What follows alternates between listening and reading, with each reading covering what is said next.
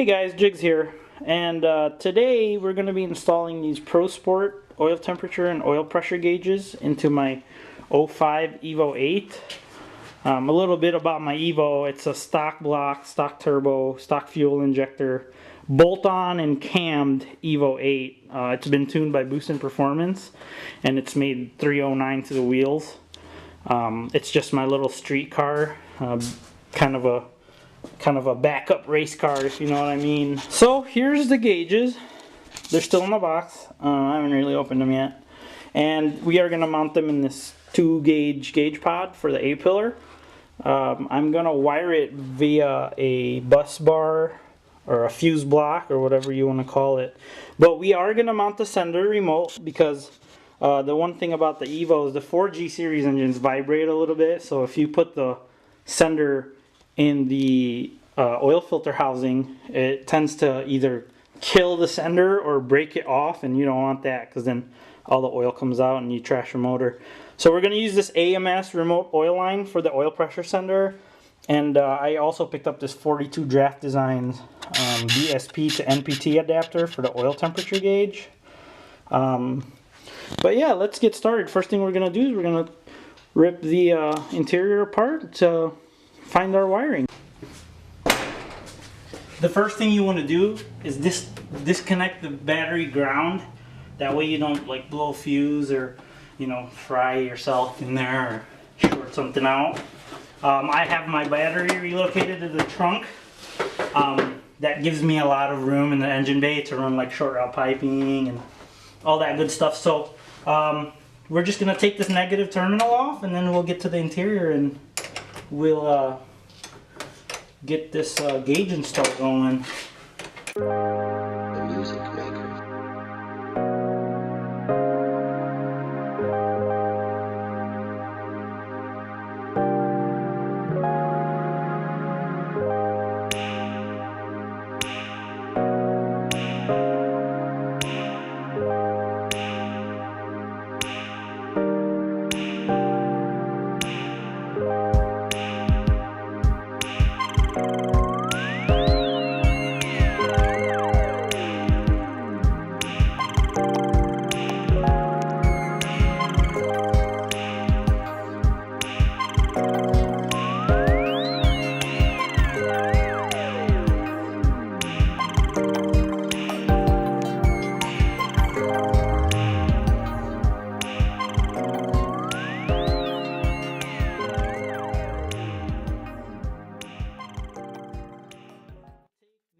Glove box out because we're going to be running I'm using my iPhone as a light, sorry, but if you can tell, there's a hole right there. That's where we ran the vacuum line for the boost gauge.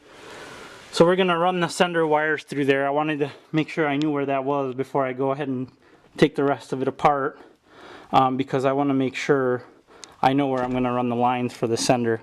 I actually used the 12 volt for the radio for the boost gauge already. So what I'm gonna do is like I said before, I'm gonna use a fuse block.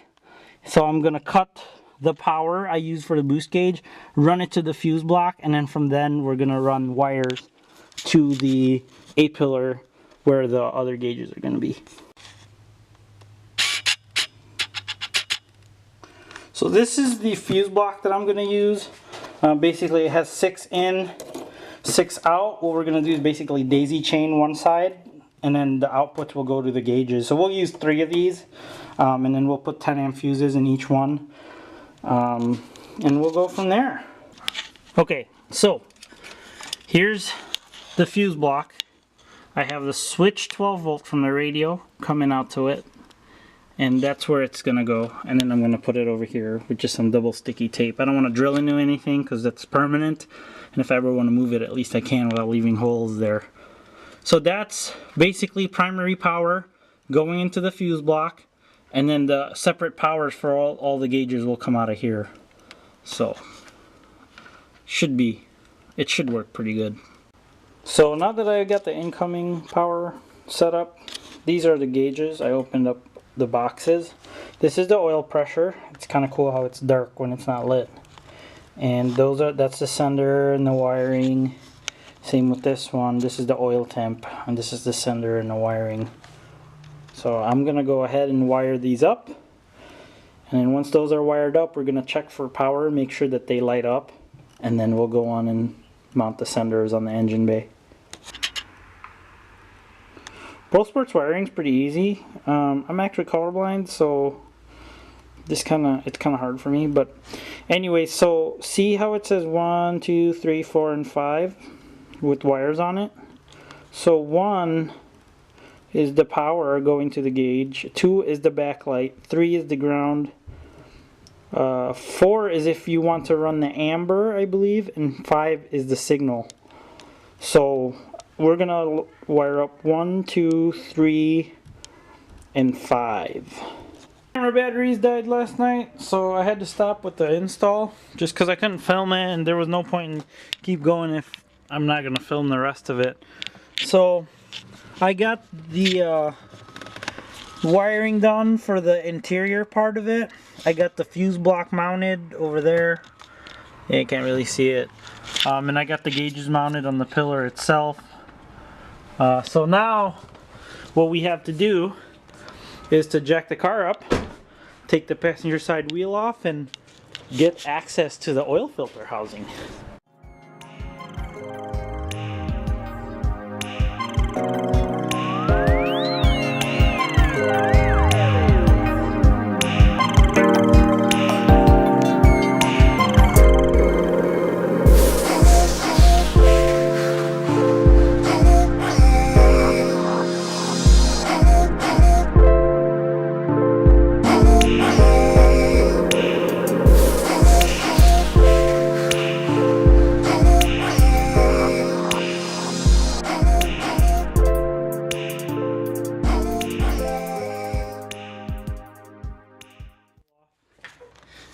And this is the low life right here.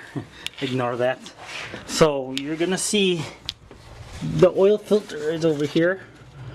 So what you want to do is take this plastic piece out, and it'll give you access to the whole oil filter housing. So we'll go ahead and take that plastic piece off, and we'll get on with it.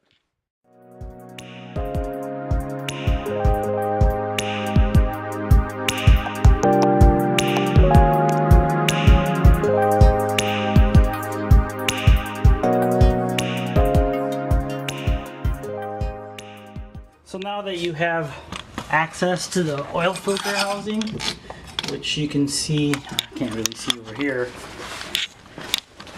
but you can see right there, shine a light on it.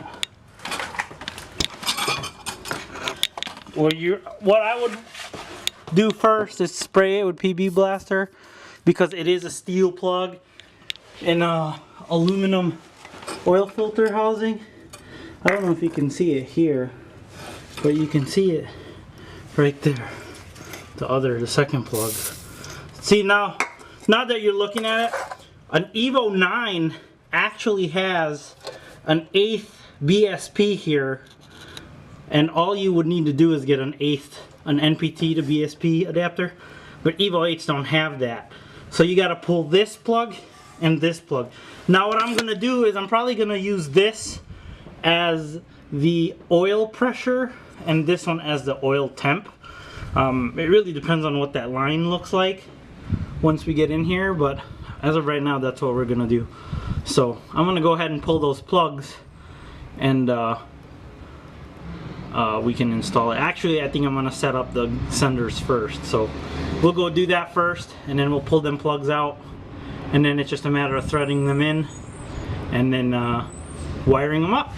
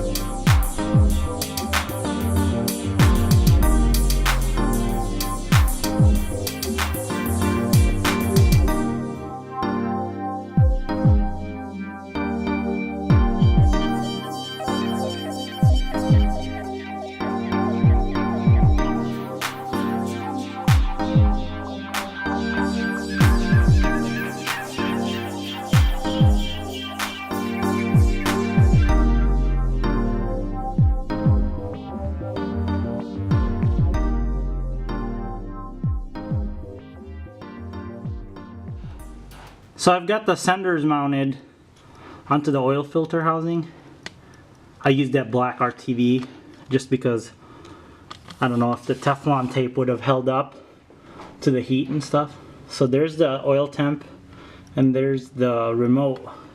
This remote line runs down the frame rail to a zip tie there, and then I got a little line like clamp thing here, and then it's just right under the coolant reservoir. I'm gonna have to reroute the coolant overflow tube so that it doesn't kill the sensor, though technically it should not be overflowing. But anyways, we'll do that, and now I just gotta wire it up and then basically put the car back together. Alright, so I just finished wiring.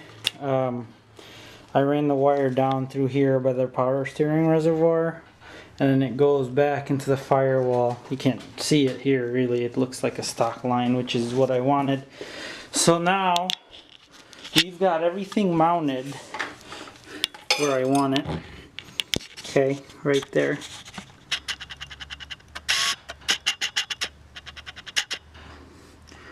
And then I ran the wire for the oil temp along the line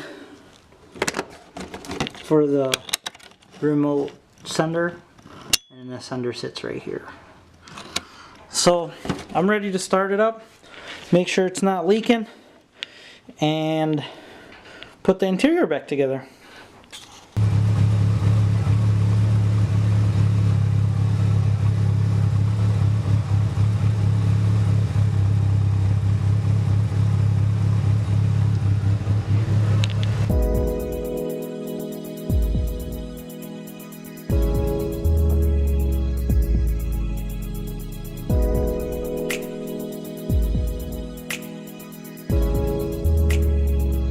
The music makers.